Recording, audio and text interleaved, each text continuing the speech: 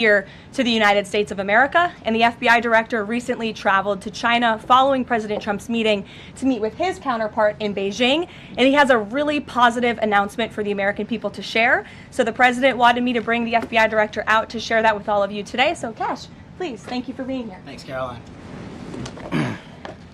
As Caroline mentioned, we have some tremendous news thanks to President Donald J. Trump once again for the American people. As soon as the President of the United States took office, he issued a mandate to rid America of the scourge that is fentanyl, a drug that has killed hundreds of thousands of Americans.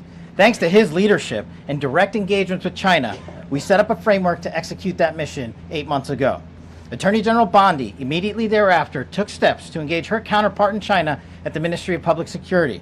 Pursuant to their direct discussions, as the FBI director designated to run counterpoint on this, along with the Secretary of State Rubio and Ambassador Perdue and the team here at the White House, we set forward a path to implement the policy needed to crush the plague of fentanyl. Deputy Attorney General Blanche and our teams have been hard at work ever since, ultimately culminating in my trip to Beijing last week. This was only possible due to President Trump's historic engagement with President Xi just a few short weeks ago that set the stage for today's announcement. At that meeting, the leaders reached an agreement. But just to put this in frame for the American people, a reminder here that nearly 100,000 people died of fentanyl overdoses just last year alone. Here, this year, under this president, the FBI has seized 1,900 kilograms of fentanyl so far. That is a 31% increase from the same time period last year. To put it in perspective, that's enough fentanyl to kill 127 million Americans. Fentanyl precursors are what makes up fentanyl.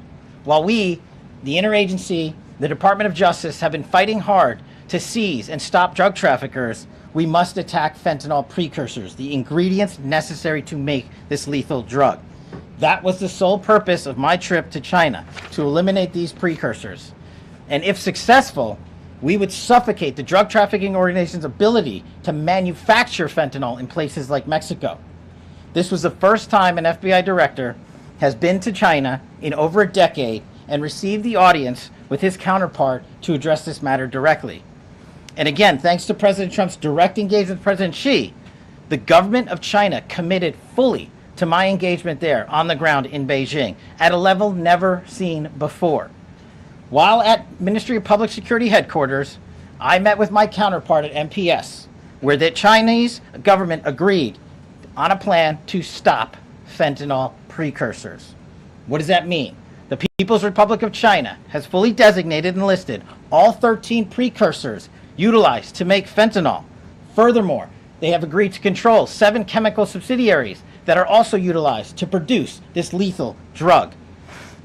Effective immediately, essentially, President Trump has shut off the pipeline that creates fentanyl that kills tens of thousands of Americans. These substances are now banned, and they will no longer be utilized by the Mexican drug trafficking organizations or any other DTOs around the world to make this drug.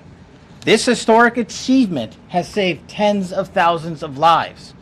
This historic achievement would not have been possible without the tremendous team of President Trump, the Attorney General, the Department of Justice, the Federal Bureau of Investigation, and Ambassador Perdue in China, whose ground-level engagements were imperative to achieving this result. This is yet another example of how President Trump defends the American people, provides security for the American people, and puts the American people first. This is a historic first-in-its-kind achievement by any president to stop the scourge of fentanyl, and it should be championed by every single American. This achievement will save lives. We are thankful for President Trump's steadfast leadership, and this FBI will fearlessly follow in his footsteps to ensure that this mission of safeguarding the American public is achieved every single day. Thank you.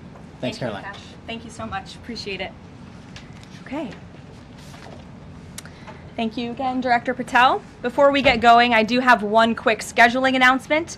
Tomorrow, President Trump will be joined by the First Lady in the East Room for an executive order signing aimed at expanding opportunities for education, career development, housing, and other resources for young people transitioning from foster care to adulthood. This is part of the First Lady's Fostering the Future efforts, which are a Be Best initiative. In other news, the Democrats dragged on the government shutdown for 43 days, the longest shutdown in U.S. history. But tonight, thanks to Republicans, the White House is very hopeful that this shutdown is going to come to an end. The damage caused by the Democrats with this reckless government shutdown cannot be forgotten. It is entirely the fault of the Democrat Party. Just look at the vote count. Hundreds of thousands of federal employees have missed their paychecks. Tens of billions in wages and benefits were withheld, impacting vulnerable families. Millions of low-income Americans missed their SNAP benefits. Nearly 20,000 flights at airports across the country were delayed due to staffing shortages, causing Americans to miss family events, vacations, and work obligations. According to Airlines for America, an estimated 5.2 million travelers have had their flights disrupted over the course of the Democrat shutdown. And our economy has lost billions and billions of dollars in economic activity over the course of this shutdown, hurting consumer sentiment and crushing the travel and hospitality industries. According to a CBO estimate, the Democrat shutdown could end up decreasing fourth quarter economic growth by 2 whole percentage points. The Democrat shutdown made it extraordinarily difficult for economists, investors, and policymakers at the Federal Reserve to receive critical government data. The Democrats may have permanently damaged the federal statistical system, with October CPI and jobs reports likely never being released. And all of that economic data released will be permanently impaired, leaving our policymakers at the Fed flying blind at a critical period. It's hard to recap all of this without asking a simple question: why? Why have the Democrats put the American people through this pain for 43 days in a row? And it feels like Groundhog Day being up here again talking about this Democrat shutdown. And the answer to that question is pure partisan politics. They started this shutdown with a ridiculous demand to force taxpayer-funded healthcare benefits to illegal aliens who broke into our country. Even after it was clear President Trump and Republicans would never force American taxpayers to pay for free health care for illegals. In fact, President Trump's One Big Beautiful Bill fixed that problem. The Democrats kept dragging this reckless government shutdown on for weeks longer to boost their turnout in an election, perhaps one might guess. That's because the Democrats are totally captured by their far left-wing base, who only care about attacking President Trump, even if it means hurting innocent Americans in our country. The Democrats' weakness and their unwillingness to buck the fringe members of their party dragged this harmful shutdown on for 7 weeks and inflicted massive pain onto the American public. But let's be clear. The clean CR being voted on today in the House of Representatives that will lead to the reopening of the federal government is what President Trump and Republicans have supported from day one. Our troops, air traffic controllers, and federal employees will be back to receiving their regular paychecks. Families in need will get back to receiving their food purchasing assistance, and the people's government will soon be back open for business. President Trump looks forward to finally ending this devastating Democrat shutdown with his signature, and we hope that signing will take place later tonight. On another matter, I want to address the affordability issue that's received a great deal of media attention this past week, which is ironic because it didn't receive that much attention when Joe Biden was here and inflation was at a record high 9%, the worst inflation crisis in modern American history. And President Trump won a landslide election in part to address the affordability issues created by Joe Biden and the Democrats. And that's exactly what President Trump has done since day one of his administration. Since the first day in office and every day since, the Trump administration has taken aggressive action to fix the Biden-created cost of living issues. The notion that the same Democrats who just shut down the federal government to sabotage our economy, rob people of their paychecks, and also helped Joe Biden ratchet up inflation to 9% are now suddenly affordability champions, that notion is completely absurd. And it's something only the liberal media would have the gall to push. But the reality is that President Trump and his administration have done so much to lower prices and increase the economic prosperity of the American people. And this president and his team of amazing economic advisors are going to keep working on this issue every single day. In less than 10 short months, President Trump signed the largest middle-class tax cuts in American history, including no tax on tips, overtime, and Social Security, which will guarantee that next year Americans are going to put more money back into their pockets. The president has completely unleashed American energy dominance to help bring gasoline prices to the lowest in 5 years, and we expect them to continue to decrease.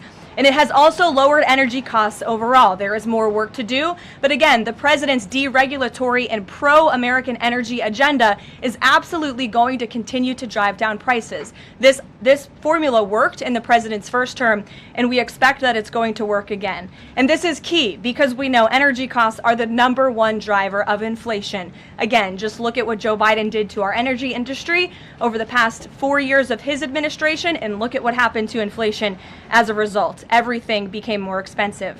To lower prescription drug prices and healthcare costs, the president has been working around the clock on this issue. He is obsessed with negotiating these good deals on behalf of the American people to bring down pharmaceutical costs and drug costs for Americans, and he has done so on a number of fronts. You have seen him discuss that in the Oval Office several times. To fuel small businesses, lower their costs, and incentivize hiring, the Trump administration has already cut 30 unnecessary regulations for every new one on the books, which we know will save employers and small businesses across the country thousands of dollars in regulatory burdens. All of these pro-Trump policies are working, and they will continue to work. Wages are rising at the fastest pace of the start of a presidential administration in 60 years. The cost of the typical new mortgage is down by nearly $3,000 per year. There's much work to do, and this administration will continue to do it. But President Trump has already made great progress in cleaning up the economic disaster that was created by Joe Biden. With that, I will take your questions today, and in our new media seat, we have Bev Turner, who works for a new outlet, a UK outlet, but based here in Washington, D.C., GB News. Bev, thank you for being here today. Why don't you kick us off? Thank you, Caroline. So the clock is ticking on the Friday deadline by which the BBC must retract and apologise for their malicious edit of the president in the documentary shown last year. The recently resigned Director General of the BBC yesterday described the organisation as the very best of society and blamed the enemies of the BBC for this outcome. Also yesterday, a senior government minister launched a fierce defence of the channel in the House of Commons, saying that the broadcaster remains a light on the hill for people all over the world. So, does the president feel that the network is taking the situation seriously? Does he believe that they've shown sufficient regret? Does this strain the relationship between the president and the prime minister? And given that the organisation is publicly funded, is the president prepared to bankrupt the BBC in his pursuit of truth and justice? Well, thank you, Bev. There's a lot of questions in one there. I will say I know the president has a very good relationship with Prime Minister Starmer. You have been there, you've seen them in their interactions, you've questioned both leaders in your time joining us when we've gone to the United Kingdom a few different times now. However, he has always been very frank when he disagrees with leaders, even whom he has a good relationship with. And the BBC, being a fair news organization, is definitely an outlet. I think these two leaders would disagree. The president has made it very clear that this is a leftist propaganda machine that is unfortunately subsidized by British taxpayers, and he thinks that's extremely unfortunate for the great people of the United Kingdom and Great Britain. And I think that the president was deeply concerned by the editing, the purposeful and dishonest editing of his speech that was so clearly fake news, and he rightfully dubbed that term many years ago, and this is a classic example of that. We see it in the United States all the time. We see it now in the United Kingdom. As you know, the president's external legal counsel has filed a lawsuit against the BBC. We expect that to continue, and whether they apologize or not is up to them. Thanks for being here, Bev. Ouija. Thank you, Caroline. Sure. I have your statement about the new Epstein emails that have been released by House Democrats. Separate from why you believe the emails were made public, can you address their substance? Did the president ever spend hours at Jeffrey Epstein's house with a victim? These emails prove absolutely nothing other than the fact that President Trump did nothing wrong. And what President Trump has always said is that he was from Palm Beach, and so was Jeffrey Epstein. Jeffrey Epstein was a member at Mar-a-Lago until President Trump kicked him out because Jeffrey Epstein was a pedophile and he was a creep. And this email you refer to with the name of a victim that was unredacted now and has since been reported on in this room, so I will go ahead and say it, Virginia Giuffre. And it was CBS's own reporting, Ouija, that recently wrote that Miss Giuffre maintained, and God rest her soul, that she maintained that there was nothing inappropriate she ever witnessed, that President Trump was always extremely professional and friendly to her.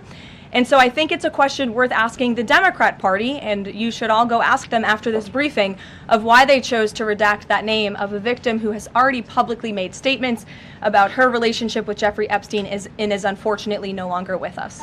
Mary. Thank you, Karoline. Two questions on this. In the interest of transparency, why not just go ahead, release the full files on Epstein, get this all over with? This administration has done more with respect to transparency when it comes to Jeffrey Epstein than any administration ever. In fact, this administration, the Department of Justice, has turned over tens of thousands of documents to the American people. We are cooperating and showing support for the House Oversight Committee. That's part of the reason you are seeing these documents that were released today, because of the House Oversight Committee's and Republicans' efforts to get these out to the public. This administration also moved, the Department of Justice also moved to unseal grand jury testimony, which we know, unfortunately, a judge declined those requests. So this administration has done more than any, and it just shows how this is truly a manufactured hoax by the Democrat Party.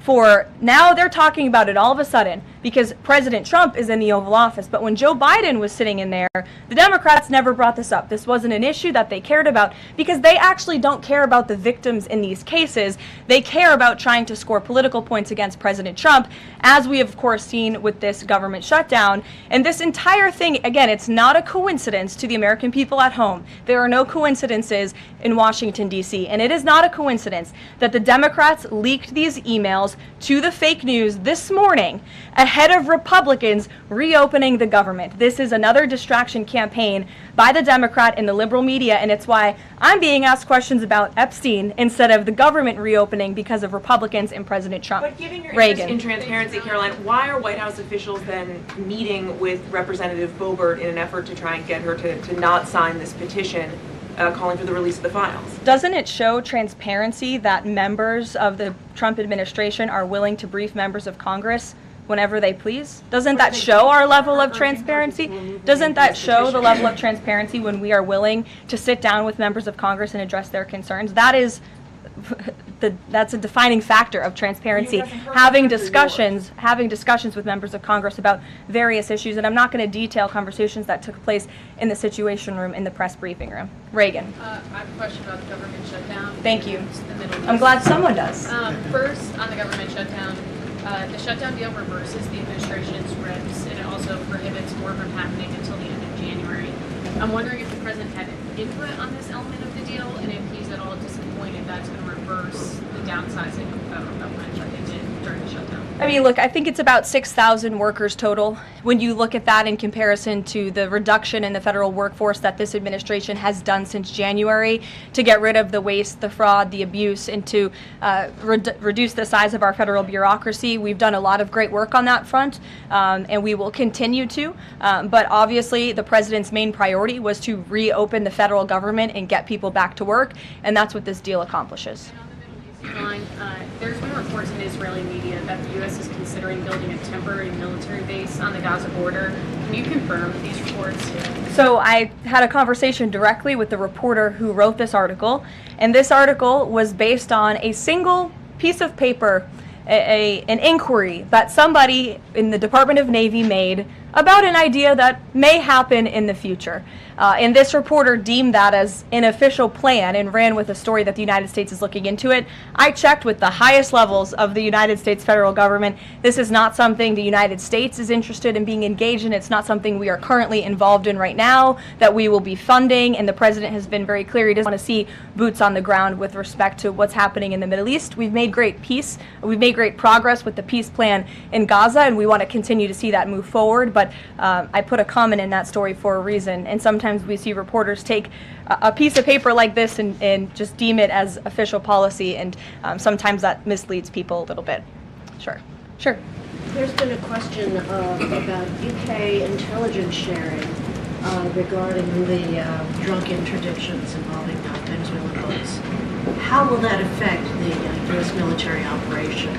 There's been a lot of discussion about the high caliber of the intelligence that has been provided before any of these military actions have taken place. I've seen that report. Oh, hello. I've seen that report. I'm familiar with the reporting, but we don't comment on intelligence matters, classified intelligence matters, as you know. As for the Trump administration's position on our narco-terrorist campaign in the Caribbean, it is going to continue, and the president has made it very clear he's not going to allow terrorists to bring illegal drugs that kill American citizens into our great country. Sure, John. I'll go to John and then Zolan. Go ahead. Thank you so much. Trump has talked about sending out $2,000 checks to U.S. citizens. Earlier this year, he also talked about sending a Doge dividend. That didn't materialize. Should U.S. citizens expect a $2,000 proposal? Is the White House committed to making that happen? The White House is committed to making that happen, yes, and we are currently exploring all legal options to get that done. I don't have a timeline for you or any further details, but I can confirm for you that the president made it clear he wants to make it happen, and so his team of economic advisors are looking into it, and when we have an update, we'll provide one. Solon. You said at the top that one of the costs of the government shutdown was that people missed their SNAP benefits. Can you explain then why the administration went to court to fight the funding of food stamps and SNAP benefits? So recipients missed their SNAP benefits because the Democrats shut the government down, and they forced the administration to tap into a contingency fund that did not even fund the full entirety of this program. And so then you had an unhinged judge who was trying to dictate from the bench what the executive branch has to pay for and where that money has to come from. That is judicial overreach at its finest, and so that's why the administration pushed back on that. We can't have the judicial branch telling the executive branch that we need to rob the Children Nutrition Fund, which is what this judge was trying to do, to pay for SNAP benefits. That's completely inappropriate and it's unconstitutional, and we've been proven right with that legal argument. But now the good news is, again, thanks to Republicans and in several hours President Trump, the government is going to be reopened, and SNAP recipients are going to receive their full benefits, which is what President Trump has always wanted to do. Stephen. Why also did you need the judicial process for that? I mean, during this shutdown, didn't the administration have a responsibility to tap into any of those reserves to ensure that essentially poor people could rely on? We did tap into it. We did tap into the contingency fund. And then the judge told us, no, you have to get more money from a children's nutrition fund. And we felt that was judicial overreach. You shouldn't tell the president which fund he has to rob because the Democrats are holding the country hostage by shutting down the federal government. Stephen, go ahead. Well, if the president is considering a pardon for Ghislaine Maxwell? Again, he's answered this repeatedly. It's not something he's talking about or even thinking about at this moment in time. I can assure you of that. Stephen. Caroline, I've got two questions about New York for you. Sure. First, you always do. On brand for the New York Post. Mayor-elect Mamdani, he said that he plans to reach out to President Trump and that, quote, this is a relationship that would be critical. Does the White House have a response to this planned outreach? It's the first time I'm hearing of it. I'll let the president respond himself to that comment by Mr. Mamdani. My second question, Jack Schlossberg, the grandson of President Kennedy, announced today that he's running for Congress. He, in the recent past, has referred to his uncle, the HHS secretary, as, quote, a rabid dog, and he has said that the Trump administration is, quote, the most corrupt in American history. Does the White House have a comment on this sort of comment from a rising star in the Democratic Party?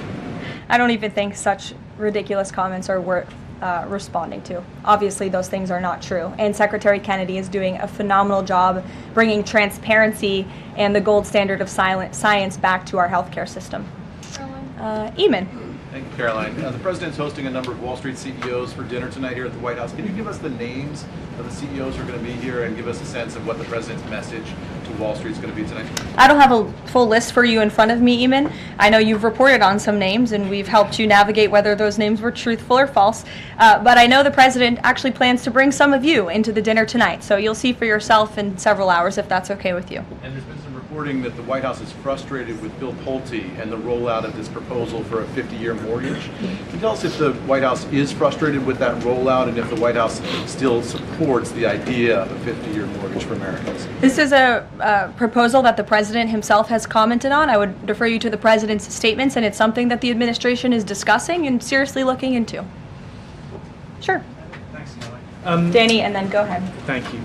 Some Democratic members of Congress have invited Britain's former Prince Andrew to testify on the Epstein scandal. I was just wondering if President Trump thinks that former Prince Andrew should indeed come and testify to Congress on that. I haven't spoken to him about that specific matter, but I can ask him and get back to you.